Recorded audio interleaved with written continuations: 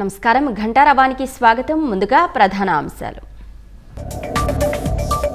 Paper leakage గ్యాంగులకు 10 కోట్ల వరకు జరిమానా, శిక్షలు కఠినతరం చేశామన్న కేంద్ర మంత్రి జితేంద్ర సింగ్.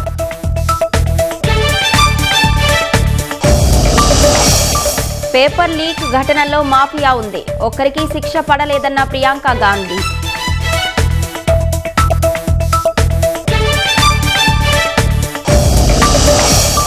పరీక్షలు సమర్థంగా జరిగాక విష ప్రచారం చేస్తే చర్యలు తీసుకోవాలి. పేపర్ లీక్ నిరోధక బిల్లును టీడీపీ స్వాగతిస్తుందన్న ఎంపీ లావు. ఎల్నినో ప్రభావం తీసుకోవాల్సిన చర్యలపై సీఎం సమీక్ష. వంశధార జలాలతో శ్రీకాకుళం జిల్లాలో పంటలు పరిరక్షించాలని సూచన. టీడీపీ కేంద్ర కార్యాలయానికి వచ్చిన బొండా ఉమ.